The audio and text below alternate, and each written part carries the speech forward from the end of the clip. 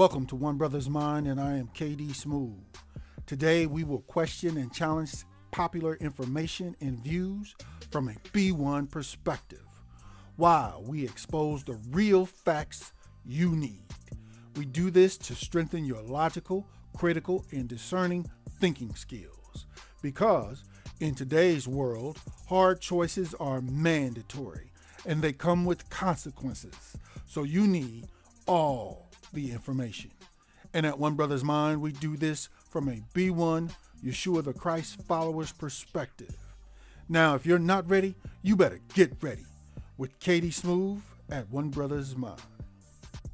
Welcome, ladies and gentlemen. It's KD Smooth coming back at you with a new report. I hope you all are doing well this evening. Family, we're going to chop it up on a pressing issue that has come up here in the last couple of days. But before we get started, please, family, remember to hit the like button and share this report on all your social media. And make sure you're subscribed to One Brothas Mind if you appreciate our content here. Help us grow this channel. And check to see if your peoples are subscribed as well. You know, like I said, help us grow this channel. We're trying to provide you with the information and facts you need. All right. Y'all seen the headline. We're going to chop it up this evening on this issue. Okay.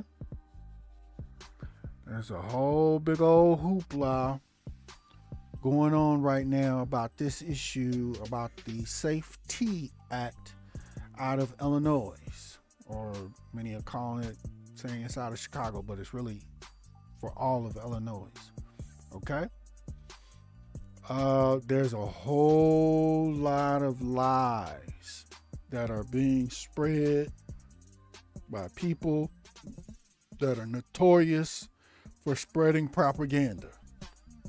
Okay, they're trying to spread propaganda. Many of them are racist, and they're trying to incite people, or you know, they just doing what they normally do, making up stuff.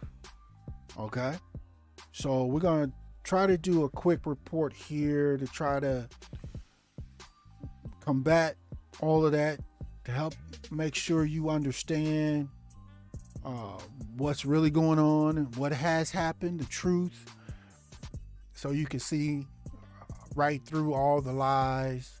And if you're on the fence, you know, you can get this information and see that one side is lying they off. Okay.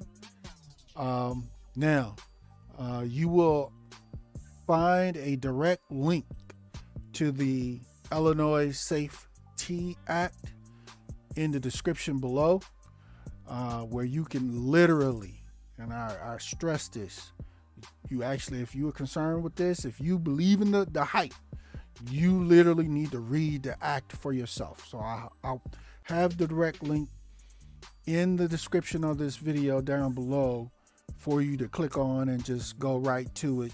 You can read it for yourself. Don't believe KD Smooth nor anybody else. If you really are tripping off of what is being said and pushed right now, a lot of the propaganda and lies, read it for yourself, and that will or should remove all doubt. Okay?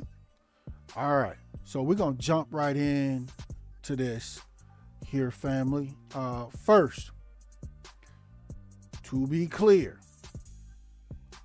the Safety Act of Illinois will end cash bail and includes 12 non-detainable offenses.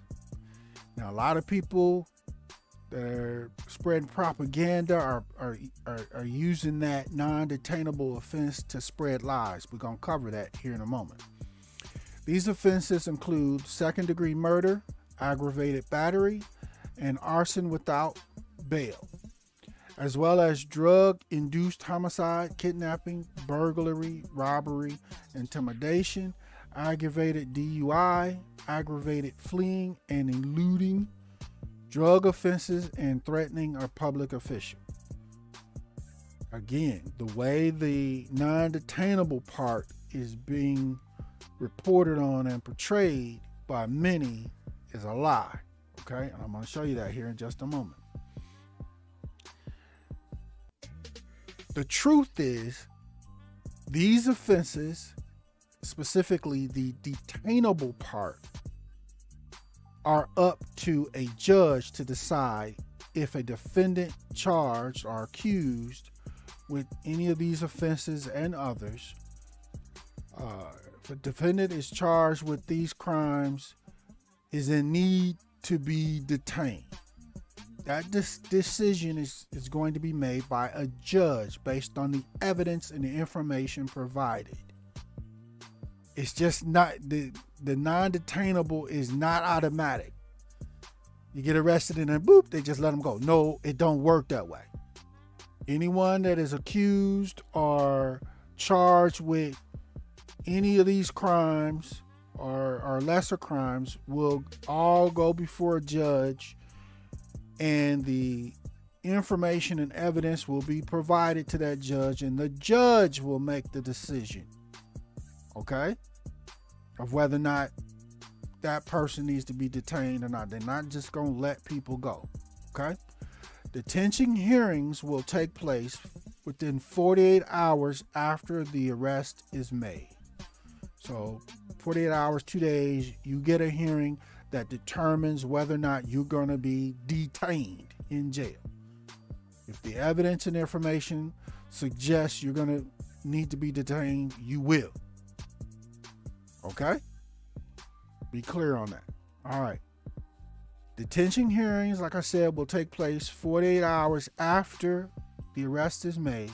So if you're charged with one of the A crimes, Class A crimes, you will go before a judge within 48 hours, and you'll do that to determine that there is a clear and convincing evidence that you did, not only you did commit the crime you are being charged with, but if you are a risk to a specific person or persons, or if you are a flight risk. That's the other part. And that's the focus. Are you a risk of either flight or to anyone else? If you commit, even if you committed some of these crimes, if you're not a risk, if the evidence suggests you committed it, most likely, but you're not a risk to anyone else, you actually may be let go. Okay? But if the evidence suggests that you committed the crime and you're a risk in any way to anyone else, or you're a flight risk, you will be detained. Okay?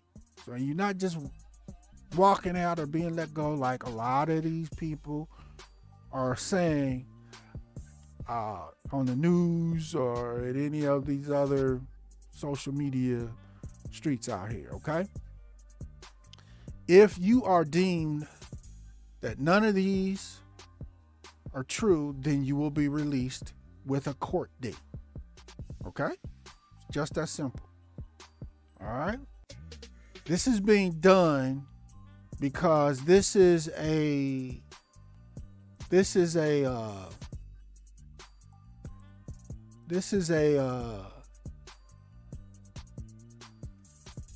wow, this is not sitting right with me.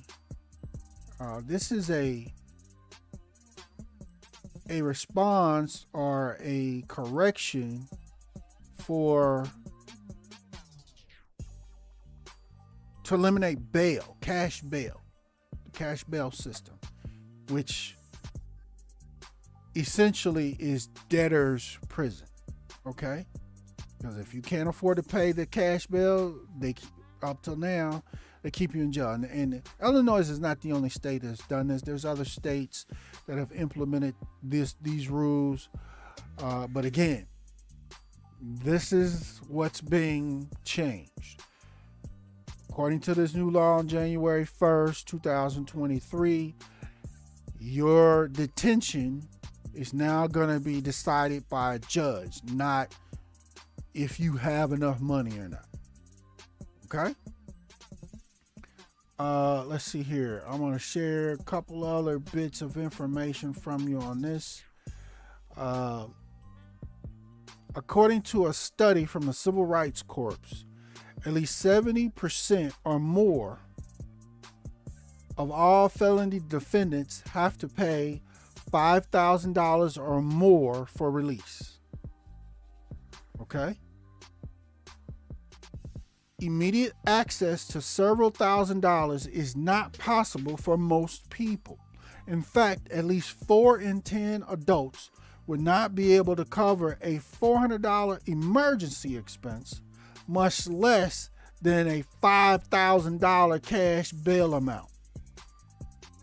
Okay? Low-income people that are in poverty, and many so-called middle class are arrested most often and jailed for those who cannot afford bail. This has become comparable, or basically it has become a debtor's prison. If you can't come up with the money to pay your bail, you're kept locked up in jail. Whether you're guilty or innocent, it does not matter. That's how things are now and have been for a long time. And they've been using this as basically a stick beating over the head of people that are from low income to middle class people, as far as finances are concerned, to just literally extort millions of dollars from people, and make it even harder for them to be able to mount any kind of defense for themselves as well. Because if you got to pay a large cash bail, well, if you're able to pay that, okay, that's money, if you didn't have to pay that you can use to actually acquire you your own attorney, not a public defender, where you should get better representation from. Okay? But because of the current system, they put you in the hole from the giddy up with the cash bail. You got to pay that first if you can come up with the money. Then you got to come up with more money after that to try to acquire your own attorney, which is why many people are unable to do that. So they literally are stuck with a public defender, which ain't gonna don't represent nobody in any reasonable way. Okay? So, I mean, a lot of police are complaining about, some of these changes that are being put in place here on January 1st, 2023. Some police have been heard to say, today, I can arrest a person if you sign a complaint for trespassing, right? You at the Walmart and they say this person is trespassing and they sign a complaint. Today, the police can arrest you, take you to jail. You got to pay bail in most cases to get out. Then you get a court date and things progress from there. Whereas, again, the police is saying January 1st, they're not going to be able to do that. The law says that they have to write a citation and leave. That's a lie. Okay, it's just an example of the lies that they're putting out. A little more information. Only in very specific cases will defendants be held without bond. Again, if they are a risk to someone else or flight risk. Okay? One category of who can be held is those accused of non-probational forcible felonies. Things like first-degree murder, residential burglary, aggravated arson. But in the cases of crimes like second-degree murder, robbery, arson, kidnapping, a person can only be held if it can be established or proven that they pose an immediate threat to a specific person or persons, or they're a risk of flight risk. Okay? There's also information in this new bill, this Safety Act, that helps address the police response to mental health crises. Okay?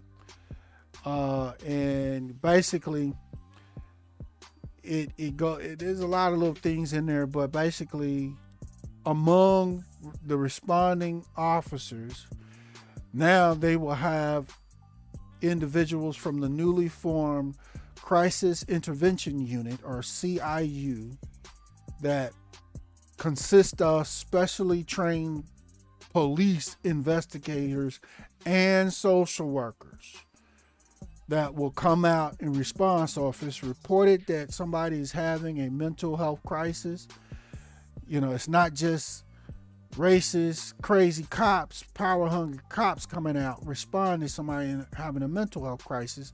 There's going to be social workers and people, police trained in social work and mental health response, that are going to come out and just shooting someone, even if they're holding a weapon. Like in many cases, or some cases, you'll see someone, they picked up a screwdriver or a knife or something, and they're just holding it. They're not lunging at no one. They're not threatening, holding it out, trying to threaten no one. They literally could be. But if it's already been reported as a mental health issue, then those officers, as well as the social workers that are trained, basically, they're going to do everything they can to try to talk that person down, to try to get them to drop that weapon and talk them down, as opposed to just, he's got a knife.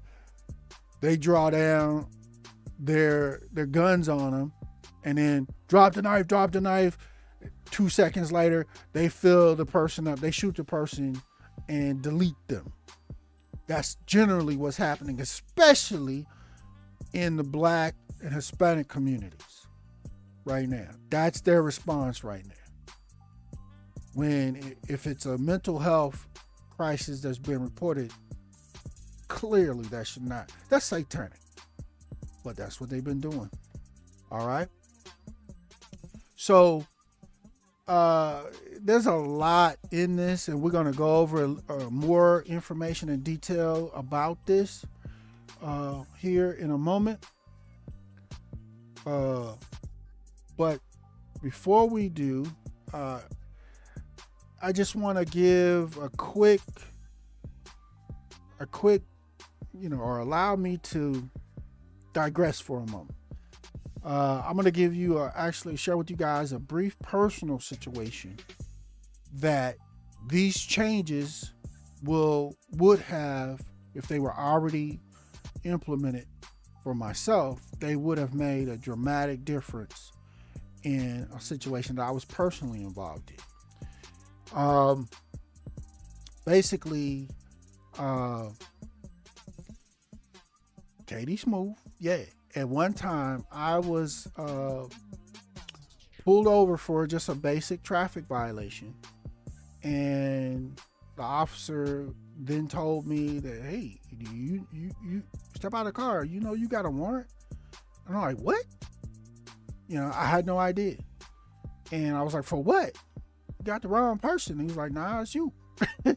And he explained to me what it was for, and once he explained what it was for, then I knew, and I was able to then explain to him what it was all about, and this and that. And he was like, okay, all that's fine, but I still got to take you down. I can't, I have to, I don't have any choice here. Okay. There's a big old whole ordeal, but I was arrested, and after being arrested for this warrant, the only two choices at the time that I had was pay the bail that was issued amount, which is ultimately extortion, or sit in jail if I couldn't afford to pay the bail until whenever they decided to give me a hearing date, which could be months and months later. Okay? Sorry, y'all. There's a little technical difficulties here. So, here we go. I was able to pay my bail and get out. I got extorted. Uh-oh. All right, let's see here what's going on. And after doing that, after paying that bail, then I had to come up with some more money to hire me an attorney to defend myself. Whereas there's a lot of people, especially people, low-income people that can't afford to pay the bail, let alone hire an attorney then after for themselves. And if they didn't have to pay the bail, oftentimes they could use that money, or will be after January 2023 in Illinois. They will be able to use what would have been extorted from them in bail money. They'll be able to use that money and put it toward hiring an attorney to actually defend themselves. Okay? But in my case, I was able to pay the bail money and barely come up with the money to hire an attorney. And in doing so, I was able to put together my whole defense very easily, and was able to be exonerated from the charges from the warrant, and have all charges dropped and moved on. Now, some of y'all is like, okay, what was it? What was it? Get more detail. Okay, I'll even share that. All right. This situation occurred for me many years ago. It was during my custody battle for my children.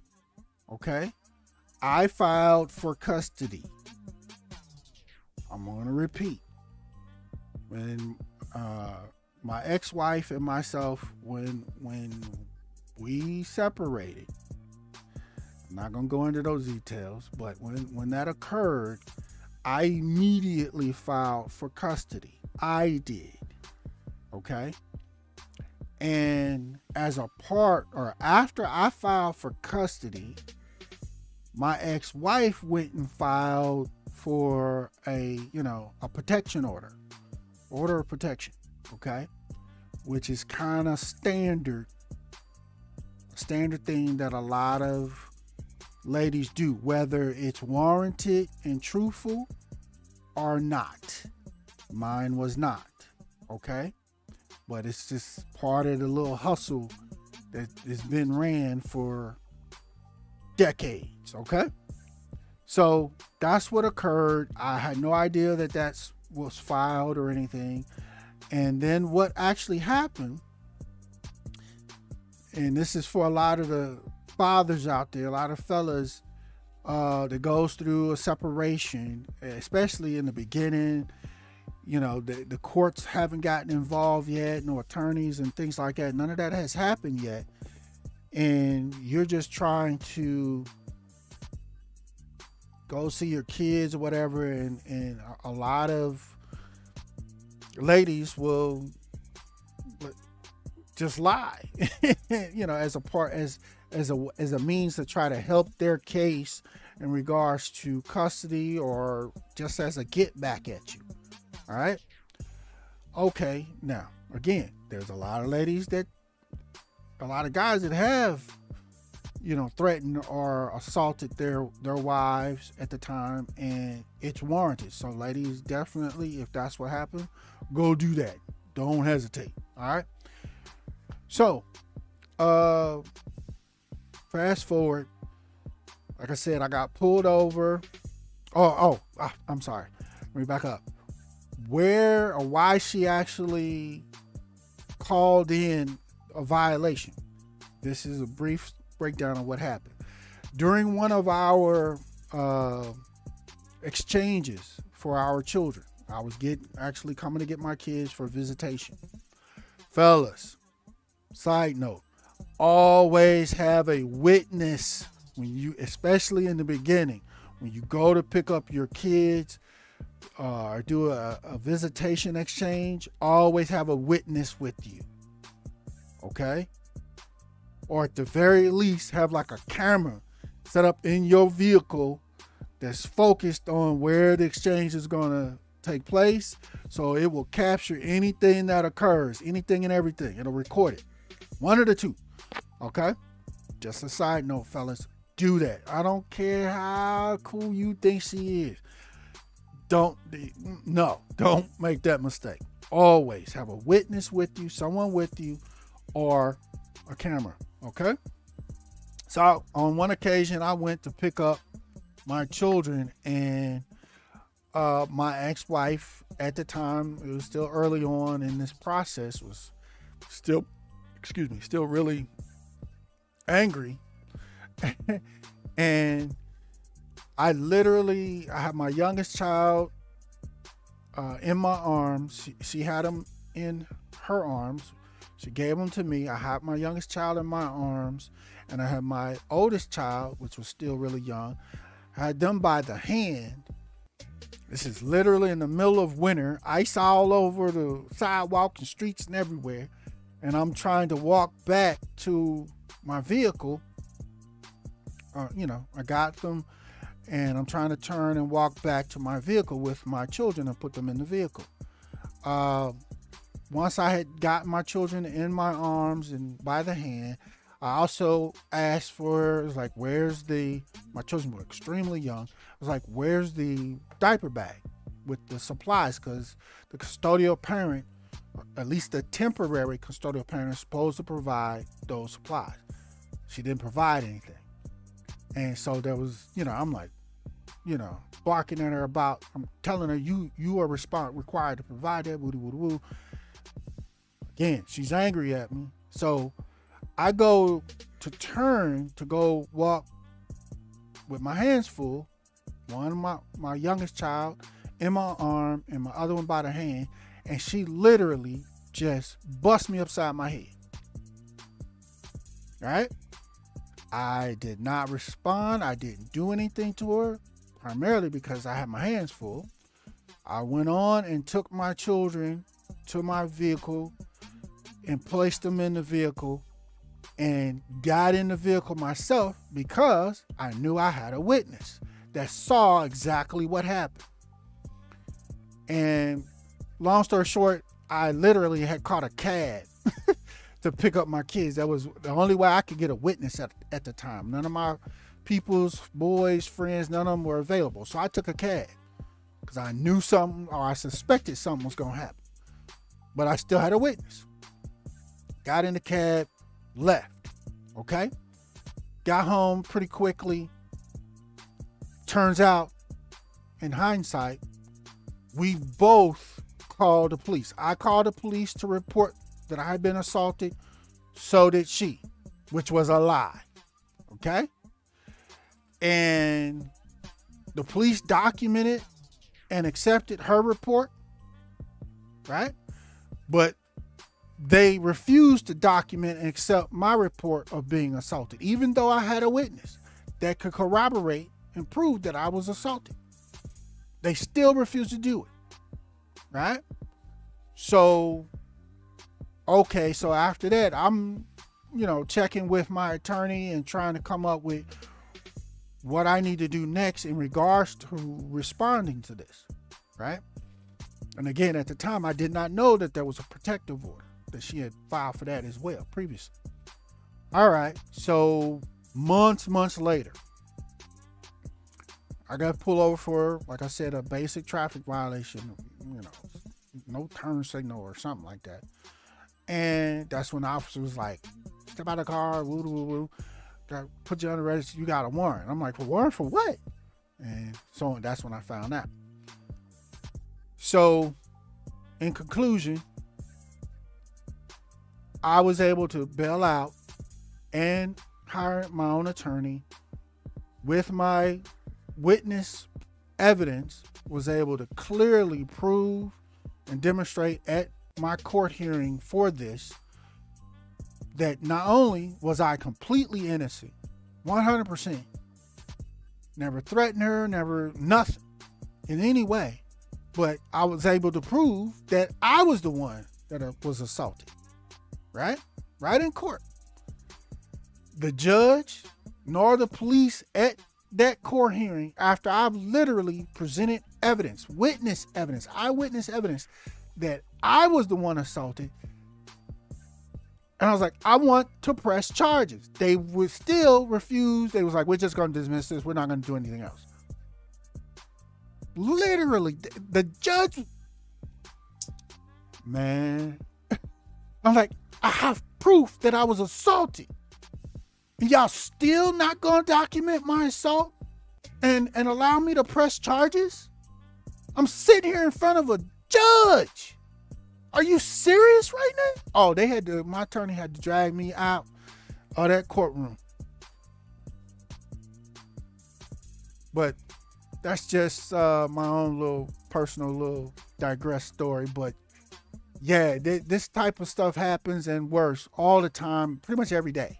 Okay, so it is what it is. So I'll get back onto it.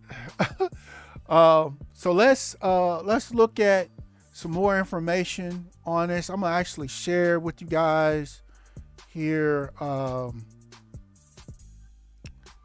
gonna actually share with you guys, if I can,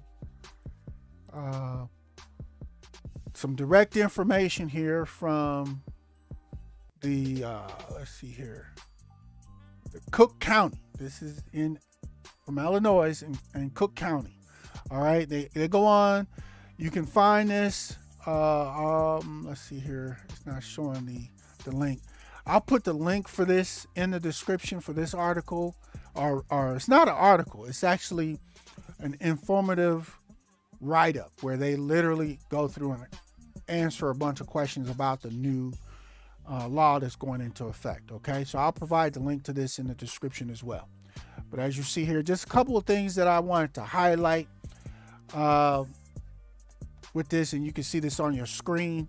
Currently, the primary factor determining whether someone is free pre-trial is the amount of money in their wallet, not public safety. The Pre-Trial Fairness Act takes money out of the picture and replaces it with a new process in which the decision regarding whether a person can return to their community while awaiting trial will be made by a judge through a fair and robust hearing process by considering the specific circumstances for every case instead of relying on access to money or to make release determinations. Pre-Trial Fairness Act makes communities safer. You say, well, how? Pre-trial incarceration activity disrupts people's access to their jobs, education, housing, and family support system. Accused people are jailed for just 72 hours are 2.5 times more likely to be unemployed 1 year later and 40% more likely to be rearrested in the future. Past incarceration reduces annual income by as much as 40%, making us all less safe. Unpaid money bonds have been the primary driver for pretrial jailing in Illinois, responsible for the majority of over 250,000 people booked into Cook County jails every year. There is no widely accepted evidence that shows it improves public safety. Let's say cash bail. There is no widely accepted evidence that shows it improves public safety, or court appearance rates. In fact, some studies show requiring accused people to pay cash bail or money bonds increases risk of future rearrest. Under the Pretrial Fairness Act, judges retain discretion to deny pretrial release to people when necessary to protect someone else's safety or flight risk. Under the current system, cash bail or money bonds frequently allow people to buy their release from jail despite safety concerns. So in a domestic violence situation, if the guy is arrested, if he got enough money, whether he's guilty or not, whether there's a risk to the lady, if he's going to just go right back home and go try to get at her again and hurt her again, attack her again, it doesn't matter. If he's got enough money, he can pay the bill, get out and go do what he wants to do. Under the current system, under this system, that will significantly be reduced. If not, it will be eliminated from happening. Okay? Let's move on. Just a couple more highlights, family. The act makes it mandatory that victims are notified of each stage of the decision-making process in their case. It ensures that release decisions in domestic violence and sexual violence cases are made by a judge after careful hearing and goes further in taking victims' safety into consideration than the current process, as I just gave you an example of. For less serious crimes, particularly those in which no violence is alleged, most people will be released. These commonly include drug possessions, retail theft, and driving on suspended license. Compared to the status quo, no one will be detained or denied release simply because they can't afford to pay a cash bond. Okay? Under the current law, many people with these sorts of charges are released without having to pay money, but others are jailed until they pay or all the way until their case ends because they can't afford to pay the cash bond. Okay? The more time people spend in jail awaiting trial, the more likely they are to be rearrested because it destroys your life. If you did have a job, you got arrested and you can't afford to pay the cash bond, guess what? Within a couple of days, you're going to be fired because you didn't show up to work. So now, not only were you arrested, not only can you not afford to pay the cash bail, but now you just got fired from what little job you did have, okay? And now that you've been fired from your job because you were arrested and can't afford cash bail, now you can't afford to pay a lot of your other bills like your rent, buy food, etc. That's where you get into the potential or the increased potential of committing more crimes in an effort to survive. Do you get that? All right. Let's go on here. Just a couple more highlights I wanted to... again, I'll post a link to this write-up from Cook County in the description below.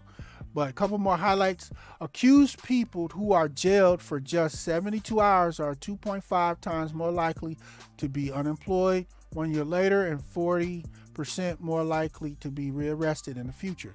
Past incarceration reduces annual income by as much as 40%. All right. If a state's attorney is concerned for the safety of a domestic violence survivor and their family, they have 24 to 48 hours to prepare for a hearing where a judge weighs the evidence to decide if the accused should be incarcerated pre-trial or detained. Under the current system, people charged with domestic violence may be released directly by the police or after only one quick court date. That release decisions, the release decisions in domestic violence and sexual violence cases are made by a judge, or will be made by a judge after a careful hearing. The act makes it mandatory that victims are notified of each stage of the decision-making process in their case, including the release of the person charged with the domestic violence. So if the victims are notified, they can notify the prosecutor, the state's attorneys, and, make their case in front of the judge, and then the judge will decide. Okay? With this act, more individuals will be on electronic monitoring, the ankle bracelet joints. There's a possibility of that, but that's not guaranteed. Okay? Also, another aspect, not every murder accusation ends in a conviction. Not every accused murderer should necessarily be in jail. A lot of people who are accused of murder, of these lesser charges, these Class A charges or lesser, they're actually innocent. They're only accused. And last time I checked, this country, according to the Constitution, the people that's spreading most of the lies about this, they get swept them down by the Constitution. We are innocent until proven guilty. But under the current system, if you can't afford cash bail, you are treated as if you are guilty until you prove yourself innocent. Okay? So that's another aspect where this change in this law is actually moving toward more closely representing what the Constitution says. Okay, family? When judges allow pretrial release for someone accused of murder or another violent crime, there are compelling reasons. The state's attorney case might be weak. They may not have enough real evidence. The defendant may have a reasonable self-defense claim. So if it was self-defense, and especially in some of the states like Florida, you stand in your ground. Yeah, you accused murder, but I was just standing my ground. I was defending myself. I shouldn't be held in jail if I was defending myself, right? Or the defendant may have had a less direct role in the alleged crime than a co-defendant. They may have been together. They may have been riding in the same car or just kind of hanging out together. And then person A committed this violent crime, and the police came and just arrested everybody that was in the car, everybody that was together, everybody that was on the corner standing together, whatever, as they normally do. And they charge everybody with the same assault or attempted murder crimes or whatever. Okay? And only one person did that. The rest of the people weren't involved. They were there, but they didn't know that was going to go down. They didn't have nothing to do with that. Oftentimes. Okay? More than 40% people are accused of a gun or weapons possession crime. Okay? Which does not involve an accusation of harm to anyone. Okay? It's an arms possession accusation. Not an accusation or crime of violence in any way. But they arrest and lock people up today for just possessing arms. Okay, you can have somebody that has a previous felony and they're not legally able to possess or carry a firearm. But a lot of people out there in these streets, they like, hey, I got to be able to defend myself. Y'all ain't out here in these streets trying to live and survive, and got people that's at your neck. So they make the illegal decision to go ahead and keep carrying, and they actually get caught carrying or driving. They got a firearm and they get arrested. Okay, they were driving, they had a firearm, they got arrested. It was illegal. Great. Should they stay in jail until their hearing if they can't afford bail? No. They didn't threaten anyone. There was no violence committed. It was just a violation. They should get a court date and be released without being extorted for cash bail. Okay? This new law helps change that. Okay? Another couple of highlights. Law enforcement can take someone, let's see here. Oh, this is a response to some people are spreading the lies about, if people are on house arrest or home arrest and they have the ankle bracelets on, if they take them off and they're lying saying the police can't do anything for 48 hours. It's a lie, y'all. Okay, we're going to go into this. But in this report here, it says law enforcement can take someone into custody at any time on accusation of violating the terms of their home confinement or electronic monitoring. Okay?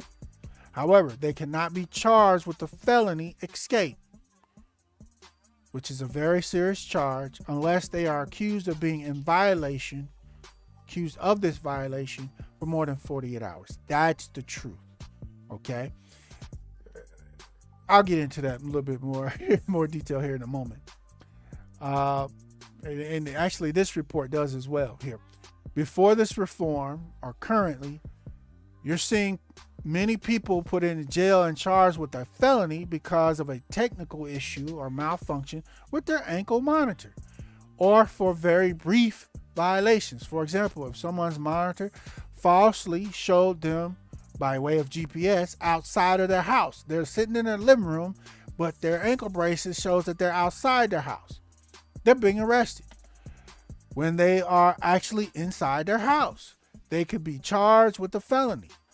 In another example, if someone went into the alley to throw away their garbage, the monitor showed them outside the home, they can be charged with a felony when all they did was go outside and throw trash out. They're doing this. They've been doing this, y'all. It's the little okie doke stuff that they've been doing and using, like I said, to further beat especially most black and brown people, especially people that are low income, even middle income, so-called middle income people are being abused by this system for decades. All right.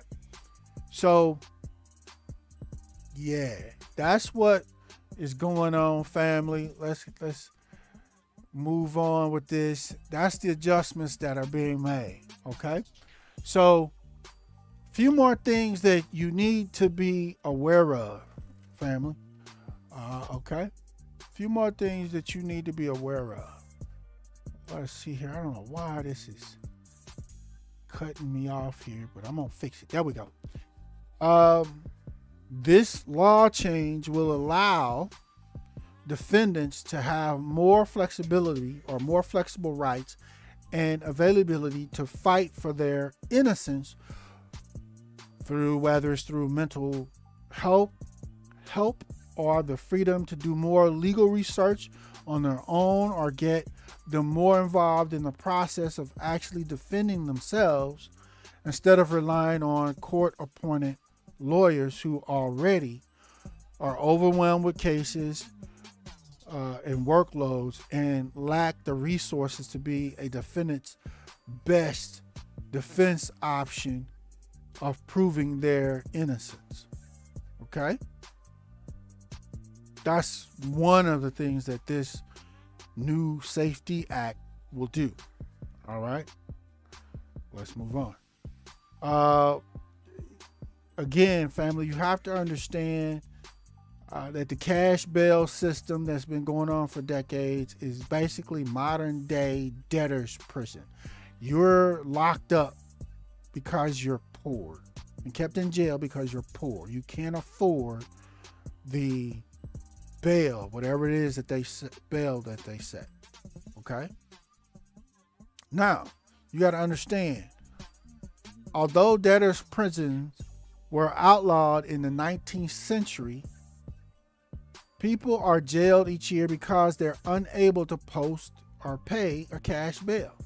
The money bail system was originally designed to ensure that people returned to court as their case progressed.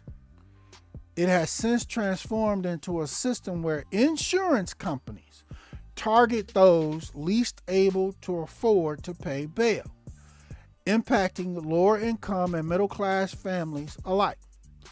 A small number of insurance companies collect their cut of nearly all the bail bond premiums collected by bail agencies. 9 bail insurers each underwrite $1 billion in bonds to cover the vast majority of the estimated $14 billion in bonds or cash bail posted by for-profit bail each year, yielding about $2 billion in industry profits. So this last part that I just read to you guys, and you see it on your screen, should help you understand a big part of the motivation for a lot of the people that are barking, if they're not racist and they're still against these improvements in the law, they're barking because they make money from it, or they're been lobbied to bark against it. If they're politicians, it's a money game. It's a money making scheme. Always has been. Okay. So as we move forward, family, a couple of more points I wanted to highlight here on your screen. If you check nearly any municipal or county jail in the country, and you'll find people locked up on a warrant for failure to pay. Literally, that's the charge. They had some kind of fine that they were assessed. They can't afford to pay that fine. So they're arrested again and charged with failure to pay the fine that they were assessed. You see how that works? It's debtor's prison. The defendant owed fines and fees on a previous court debt, in most cases stemming from a misdemeanor conviction that had involved no jail time. So there's two options. They pay the bail, which they can't afford, or pay the debt. And if they can't afford either one, then they or you are going to stay locked up in the modern equivalent of a debtor's prison or be rearrested for failure to pay. The use of cash bail and the imposition of ever increasing fines and fees keep poor people stuck in a cycle of poverty that is virtually impossible to escape.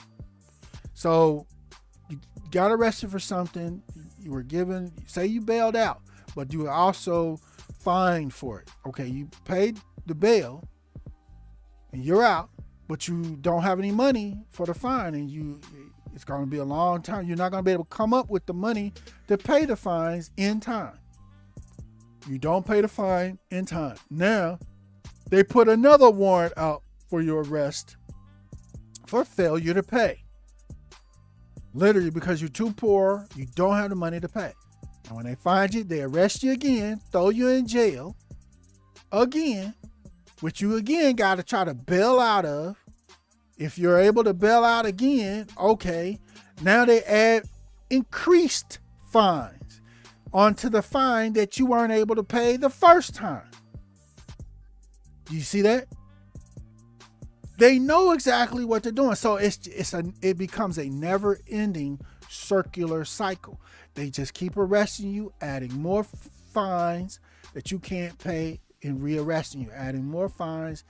And then they've been doing this to people, especially most black people and some brown people, for decades. Okay? There's nothing tough on crime about putting poor people in jail because they can't afford to pay the debt heaped upon them by the courts. Too often, when the issue of cash bail gets media attention, it's because of a high-profile, violent crime committed by somebody who was released pre-trial. And the incident, often tragic, leads to a pushback on reform efforts, such headlines ignore the existing data that reforming cash bail, if anything, makes communities safer. Okay? So if you don't have that perpetual failure to pay cycle, people can get out of be released. They didn't even have to pay bail. They just was released on misdemeanor crimes. Okay? And they're able to potentially not get fired from their job. They can show up to work that same day or the next day, save their job, continue to earn money, continue to be able to provide for themselves, and ultimately potentially be able to, because they didn't lose their job, save up the money to pay whatever the court fine or fees were. Do you see that? All right, let's move on. So I wanted to provide you guys with a list of some of the lies that racist people are saying right now, and people that's just crazy. I mean, they're literally just making stuff up, right? And you may be one of them, especially to a lot of my white listeners. You may be one of them right now going, oh, Katie Smooth Tripper. Okay, again, I'm going to provide the link in the description below for the actual Safety Act, okay, where you can read it for yourself. I strongly encourage you to read it for yourself. If you read it, you will discover most of the information that I'm sharing with you now, okay, that I've already shared and that I will share here in a moment. But here's a lot of the propaganda that's out there. You know, you got people out here saying, even literal politicians and other government officials out here saying, crime's going to increase. It's going to be a criminal heaven. They're going to commit a crime, and they're just going to let them go. And they're going to go right back out and commit another crime or more crime. That's not true, family. As long as they're not, a judge is going to decide. As long as they're not of any risk, then they're going to be released. Okay, if they're of any kind of risk, they're going to be detained. Okay, I've already shown you that. Okay, literally straight from the Cook County document, answering questions. Another lie that's being put out: criminals will not be arrested or charged for crimes. That's a lie, y'all. It's a complete lie. If you're suspected of a crime, you're still going to be arrested. That's not going to change. The police is lying about it. Whoever is saying that, they're lying. That's not going to change. You're still going to be arrested. Okay? And they're going to charge you for the crime. Now, again, a judge after that, within 48 hours, is going to determine, are you, the person accused, a risk to anyone else or a flight risk? If you're not, then you're going to be released. Okay? That's how it works. This non-detainable offenses, they're using that, I mean, it's kind of crazy. I think they should have came up with a little bit better wording to use as far as to identify what this process, but the people that are against it are using it to suggest it means that criminals are just not, they're just going to let them go, which is a lie. It's not true. A judge is what's going to decide if they're let go or not. Okay? People out here saying that there's no longer going to be no protection from criminals. It's a lie. There's still crimes. There's still arrests. All that is still going to be happening. Not going to change. Okay? Still will be consequences for committing crime. Okay? It's just, as I've shown you already, people accused of crimes are going to be in a better position to mount a defense against their accusations. That's all. There are people out here saying, well, there ain't no point of calling the police to even report a crime if they just going to let them go. They just letting them go. No, that's a lie, y'all. It's propaganda. If somebody has committed a crime, they broke into your house, broke into your car, whatever, you still call the police and report the crime. Especially if you know who did it. So you can identify them. Hey, this person over here, woo-de-woo. All that is not going to change.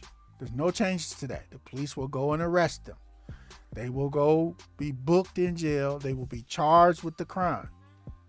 Then, based on the evidence, within 48 hours, a judge is going to, based on the evidence of risk to anyone else or flight risk, a judge is going to decide whether or not it's okay for them to be released, or no, they're of some kind of risk. We have to detain them. You ain't going home, buddy. Okay? So, also, there's people out there saying, trespassers will only receive a citation and the police can't do nothing about them. They're just going to give them a ticket. That is a lie, y'all. You at Walmart or whatever, and the Walmart people either rightfully or wrongly are saying you're now trespassing. They want you off the property. Immediately, the police will be called. None of that part will be changed. The police are going to show up, and they're going to say, okay, if you refuse to leave and stay there, they're going to go ahead and write you the citation. They're going to give you the ticket for it, and they're going to say, you have to leave. If you don't leave, you refuse to leave, now that I've provided you this citation, then you will be committing a violation of the citation, and then you can be arrested. Do you see that? But if Walmart, rightfully or wrongfully, calls in a trespass on you, then when the police shows, if you haven't already left, when the police shows up, they're going to give you a citation and you're free to leave. They're not going to arrest you where you got to then be extorted for cash bail and go through all the nightmare that in the way that how it currently works. Just for a non-violent, non-proven trespass issue, they could decide they don't want, because you are arguing for your refund on a product that don't work, that was jacked up when you bought it, and they don't like your attitude. They can say, you got to get out of the store. I'm calling in trespass. I'm calling police. And all you doing is demanding your refund. Happens all the time. Okay? That's just a couple quick examples there. There's people out there saying things like releasing criminals will cause the purge. So there's a lot of people that are under arrest and in jail in pre-trial detention. They can't afford to pay their bail. They're locked up right now. They're in jail. Well, at a certain point, they're going, as long as they're not a risk to anyone else or a flight risk, they're going to be released. They should have never been held in the first place because they can't afford to pay their bail on these misdemeanor crimes, as well as this list of Class A crimes that I shared with you earlier, as long as they're not a risk to anyone else or a flight risk. They're going to be released. Now, they still have a court date for the charges, to face the charges and accusations that they were originally arrested for. Of course, if they don't show up in court, they now have a new warrant to be arrested. And if they get arrested then, guess what? They're not going to be released. They will be detained because they didn't show up to court. They avoided the court hearing date. That's basically flight. Whether they at home sitting on the couch or they went to Canada. Doesn't matter. You see what I'm saying? Um, there's a lot of lies that people are putting out here. So the people that are going to be released, the criminals, no, you're not a criminal. These are people that are being kept in jail because they can't afford to pay their bail. They have not been convicted of any crime. They've only been accused. And again, according to the Constitution, we are innocent until proven guilty. But yet, because they can't afford to pay the extortion bail that's being put on them, they're being kept in jail in violation of the U.S. Constitution. Why? Because that's the way some people in America not only want things, not only did they set things up to work that way, and because they wanted them that way, they want to keep them that way. All right? But releasing these people out of jail that can't afford, now they can begin to, even though the damage has kind of already been done, they've already lost their jobs. They already are now even more financially devastated because they don't no longer have whatever those that had jobs, excuse me, when they were arrested. They're in significant financial distress now, and have been because of their being kept in jail and not being able to afford the bail. So I hope they put some things in place that will help the people that they're going to release. Try to get some financial assistance so they're not out there trying to survive out here in these streets, because they can't get any financial assistance. So everybody has to eat, okay, and have a place to live. All right. Even the accused. Again, you're innocent until proven guilty. Another one that's being pushed around right now is that police cannot chase criminals. That's a lie, y'all. And I'm going to go into that. Actually, let's go into that a little bit more right now. All right.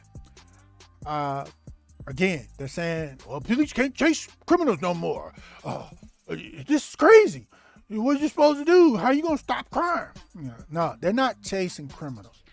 They're chasing black people, especially black men, down and deleting them. Just because the black man or child is running away from them. No threat to them. Running away, trying to get away. They're literally deleting people. They have been for years, for really, this goes back about over 400 years. This goes all the way back to slavery, y'all, which is why I had to pick on the screen. It's in the thumbnail to the bottom right. This is how they've been doing it. It ain't never changed until now here in Illinois. So the truth is, officers won't be allowed to chase people on foot if they suspect them of a minor offense, such as a parking violation, driving on suspended license, or drinking alcohol in public. But they will still have discretion to people who they determine are committing or about to commit crimes that pose an obvious threat to another person or to any person. So if they suspect they're about to commit a crime or they're in the process of committing, they can go get them. They can chase them just fine. But stuff that there's no threat, there's no point in chasing them. There's no threat. If they take off and run away because of a parking violation, or they drive away because of a parking violation, you're going to put everyone, the entire community, at risk for a police car chase for somebody that committed a parking violation or that's driving on suspended license.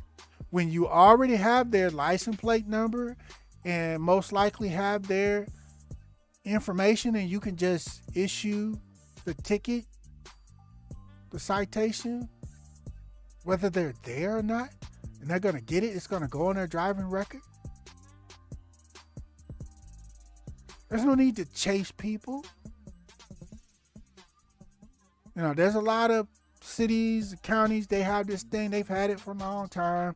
As far as the suspended license thing, some counties, you literally can be, like I put it this way. I live in one county, or the city that I live in the county. If you get pulled over for driving on suspended license, they give you a ticket and they let you go. Because it's not a serious problem or a crime that's a threat, right? But in the very next county and many of the adjacent counties where I live, you can drive through there. You can literally be driving, just traveling, and go into that county and get pulled over for the exact same thing, driving on suspended license. They're gonna arrest you and tow your vehicle, and then require you to pay a cash bail, which you may or may not be able to afford. And that whole satanic hustle game starts. Okay? So, to go on, officers will be allowed to chase people on foot if they suspect them of a minor offense. I'm sorry, they won't be allowed if they suspect them of a minor offense such as parking violations, driving on suspended license, or drinking alcohol in public, but they still will have the discretion. Okay? So stop listening to these fools out here. They just blowing hot air and they lying about the whole thing. They are lying. Okay? Do your own research. Go pull the bill up. I'm going to put the link in the description below. Click on it. Read it for yourself. Stop listening to liars. Okay? Let's go on.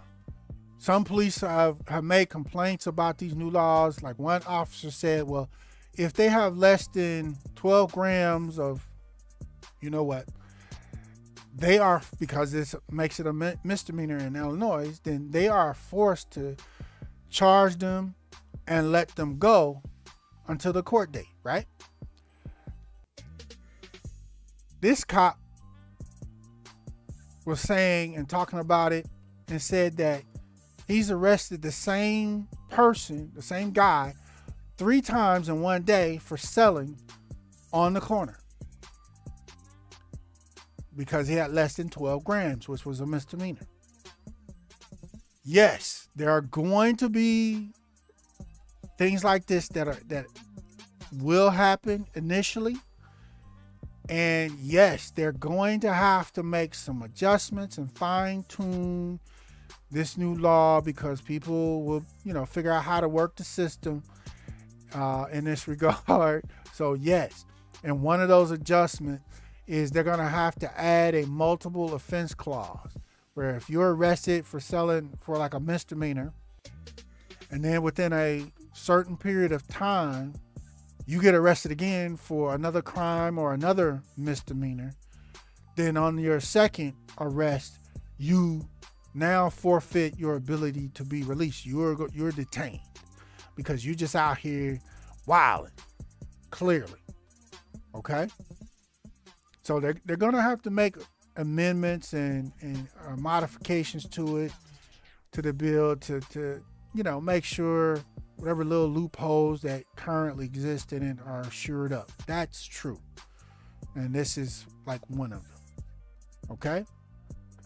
So people know, like in this police officer's example, when that person got released the first time, they know if they get caught again, they're not gonna let them go. So that's more of a deterrent to say, all right, we let you out the first time. You can go on back out there if you want to. If we catch you again, you ain't getting out. No, you can't pay bail. You literally are just not getting out until your actual court date, which could be months from now. Okay? So Once they make, or if they haven't already added that type of modification to this bill, once they make that, it it'll have the teeth that it, in this regard, should have. Okay, let's move on. Now another lie that people are putting out is saying people that are on house arrest with the bracelets, they have 48 hours. They can literally take the bracelets off, and they have 48 hours before the police can act. That is a lie, y'all. The truth is, for people who violate the electronic monitoring, one, a judge will deny their release. So if it's proven that they literally did take it off or cut it off or whatever, again, that's that teeth. You ain't getting out. We tried to give you, go easy on you, but you ain't getting out now. Also, police track and can arrest at any time people that do this for actual violation. Okay? And what you have to understand is that with these bracelets, they're designed that if you cut them, okay, I'll put it this way, they're designed, once they put them on, they are in constant pinging, P-I-N-G, pinging communication via GPS and the intranets, saying, I'm here, I'm working. They're constantly in communication with the electronic monitoring networking system. If somebody cuts that bracelet off, they're designed to where upon being cut, they immediately stop communicating. So the police are immediately notified if somebody cuts the bracelet off. At least that's the way they're designed. Okay? So if that happens, police are notified, then police immediately respond. They go send an officer to the home to confirm what the issue is, and then they respond accordingly. Sometimes the bracelets have just stopped working or they're malfunctioning. And the person is sitting in the house, like, I'm here, man, what you talking about? Well, why? Your bracelet says it's not working. Okay, all right, so we got to get you a new bracelet. So let's take this one off and put another one on, basically. Okay, now that person is cool. They leave them alone, and the police leave. Okay. Also, there's GPS malfunctions. Like I said, a person can be sitting in their living room, but their bracelet shows they're outside on their porch or whatever. Police are going to show up. What you doing outside? I'm not outside. You weren't just outside? No. And they go, what'd you do? Oh, I just opened the door to get my mail, maybe. I just opened my front door. My mailbox is right here on the wall. I didn't even step outside. I reached out, got my mail, or I'm sitting in a chair that's closest to the external wall to my house. And when I sit there, it says I'm outside. Well, sit over here again. Okay, you sit there, and the police can call it in and say, okay, where does it show that this person is inside or outside? Outside. Okay, well, this is the problem with the bracelet. Because I'm literally standing here with him. He's sitting in a chair inside his house. So we got to fix this. And so then the police can respond. There are people, they are not only locking people up for these type of so-called violations and malfunctions, but then the bail and all the other stuff kicks in. They're literally charged with a felony, and it's the dang bracelet that's malfunctioning. The people didn't do anything. Okay? Or let's say they just stepped out to go take out the trash out the house. You know, maybe nobody told them you can't just step out and take out the trash. Or you're going to trigger a violation.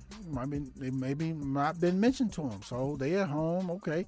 They just taking the trash out. They took it out, boom, and they came back in the house.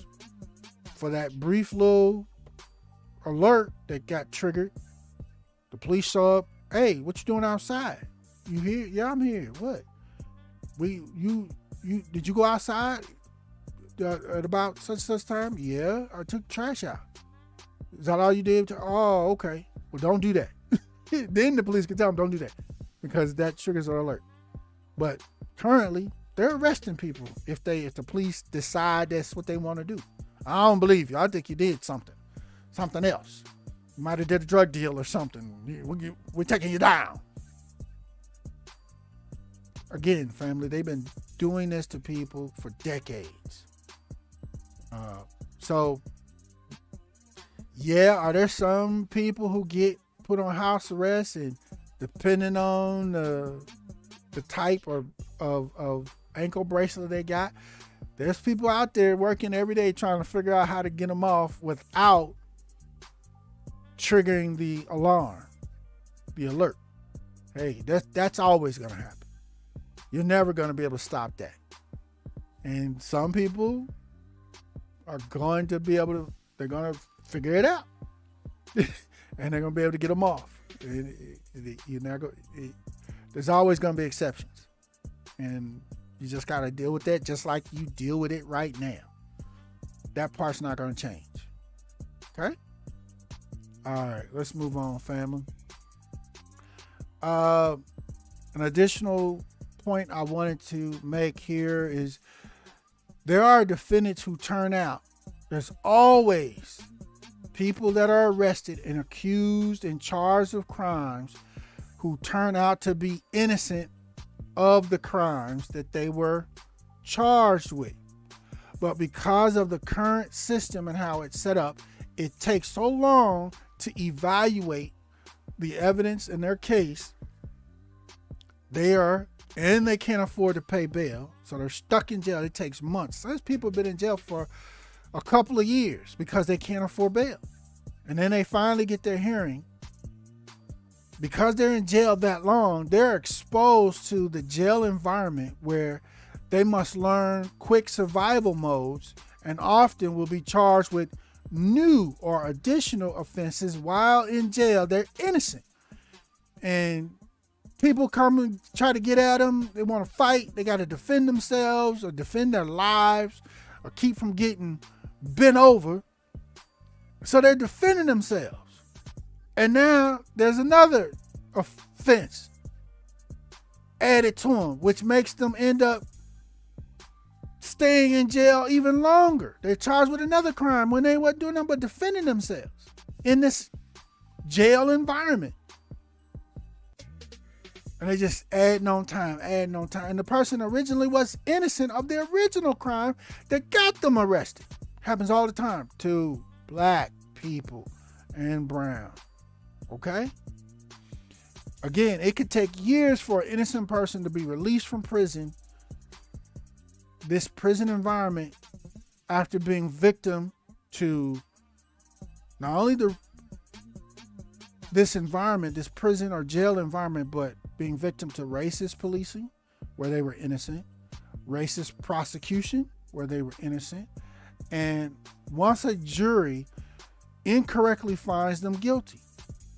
Happens all the time. That's why you see the stories on the news all the time. This person was released. This person was released. This person proved their innocence. This person. And then you look in the case, and there really wasn't ever any real evidence to convict them in the first place. Or there's clear evidence of racism against them to convict them and throw them in jail.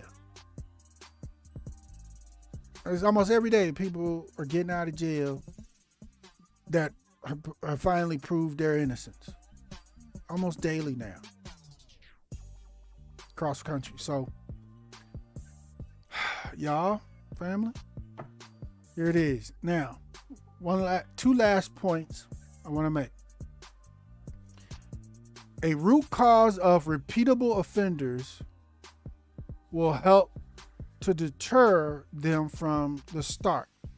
So this whole cash bail, debtor's prison, extortion system in many ways has been the cause of people, as I've described to you, becoming repeat offenders because they get arrested, they can't get out of jail because they can't afford the bail, they lose their jobs, now they have no income, then eventually at some point they get released back onto the streets, they have no job anymore, and now they still got to eat and survive. How are they supposed to do that? Many people end up turning to trying to do other or crimes just trying to get food or money for rent or whatever it is. Money, can you say, for child support? So they only get arrested for non-payment of the child support, because there's a lot of dudes, a lot of men get arrested for all these other little jacked up misdemeanor charges. Then they use what money, if they had any money, to bail out. Now they broke and have, or if they didn't get bailed out, they done lost their job, been fired. Then later on, they finally let them out. Now they got no job, but yet they still have a child support order. Then they're unable to find a job fast enough to be able to make their child support payment. Now they got a warrant out for their arrest for non-payment of child support. It's a never-ending system, a never-ending trap that they've had most black and brown people trapped in, that are in poverty or low income, even middle class. They've had everybody, most black and brown people trapped into this system for decades and worse. And this is how it is currently in Illinois in regards to this, and in many other states.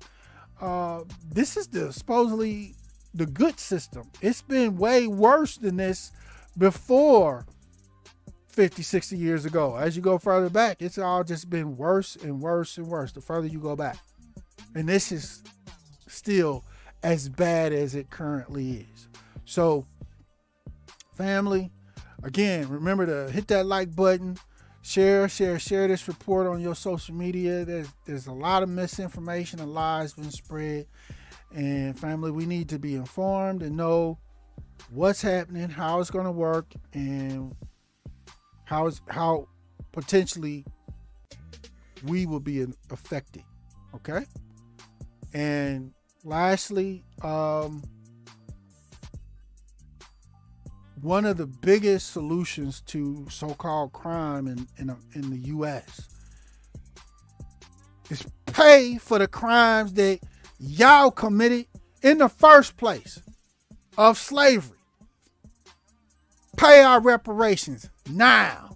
Cash reparations, not scholarships, not so-called easy home loans.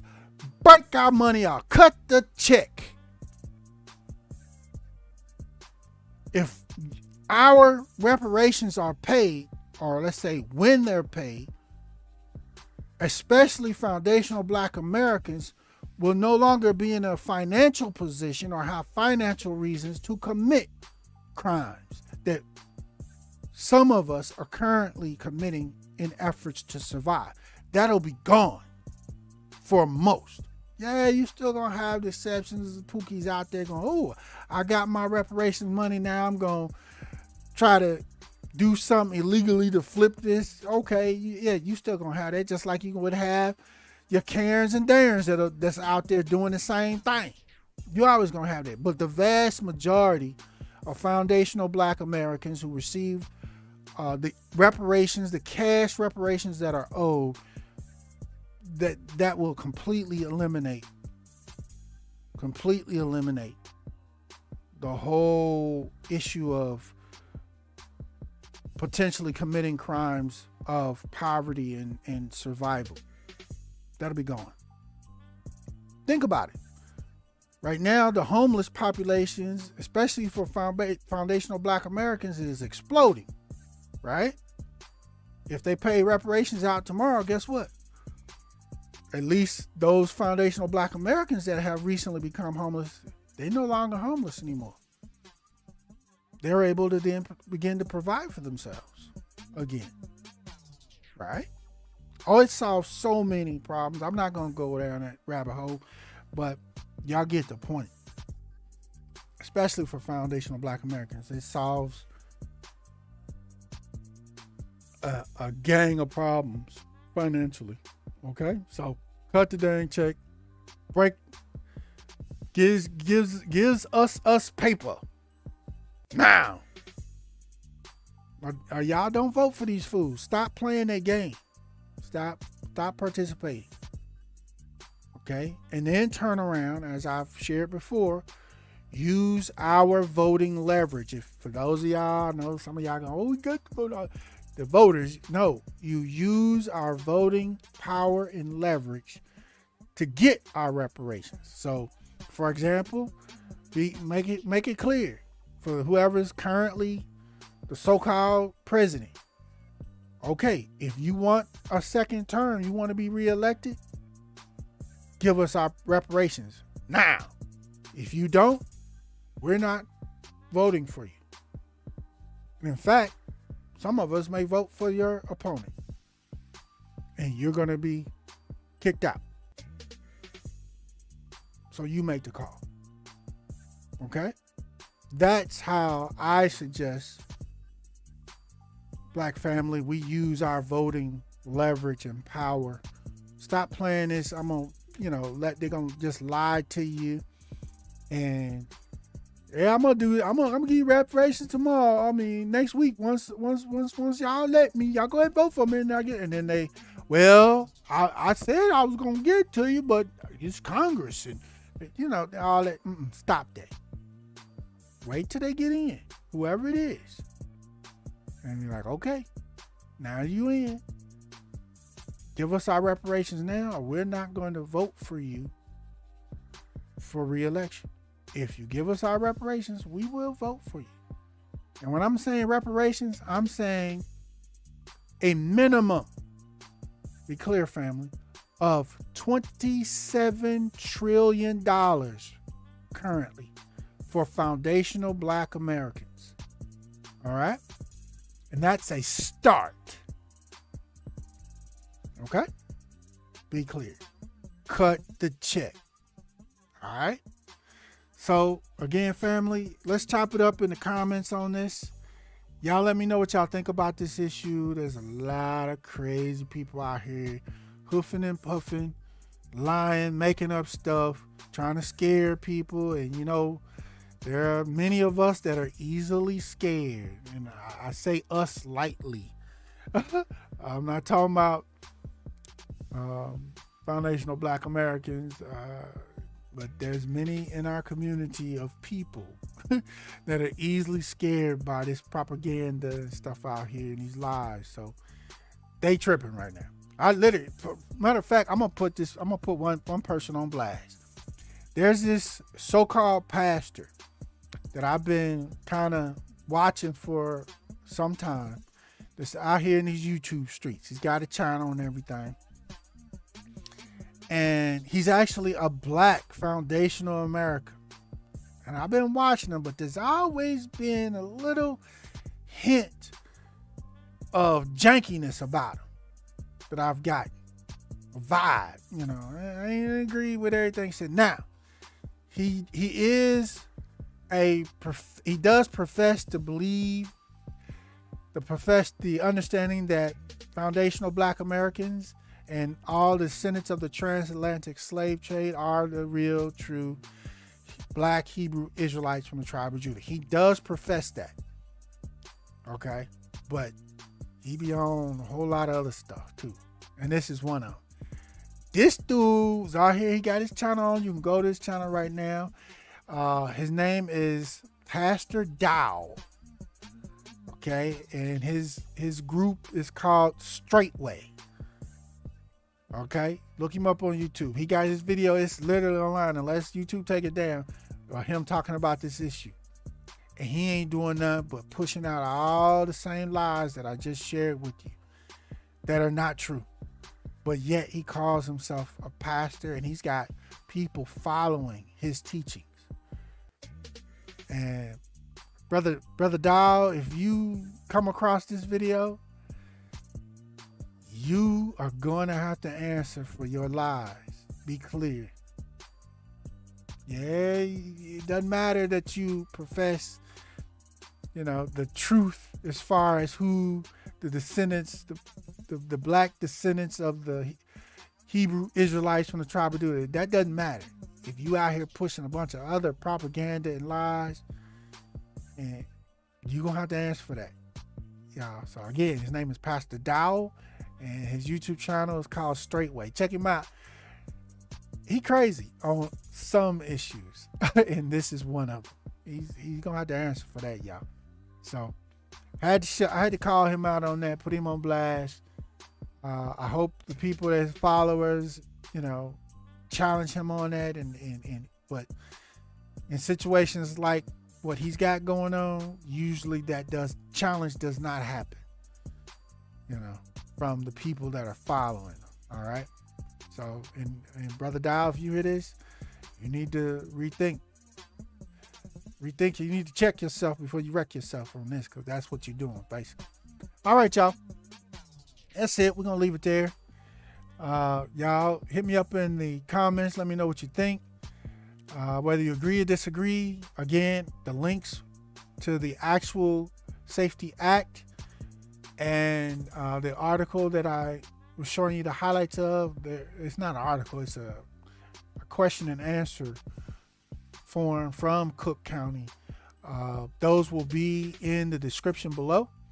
Click on them. Read them for yourself. Read them all the way through. That's always the best solution. Don't listen to me. Don't listen to anybody. Read this stuff for yourself so you understand what it is. All right? Again, let me know what y'all think. And this concludes this broadcast from One Brothas Mind. We thank you for joining us. And as a part of the new Black media, B1 choices are mandatory. And being on code is required. But never fear. Yeshua the Christ is with you always. Shalom.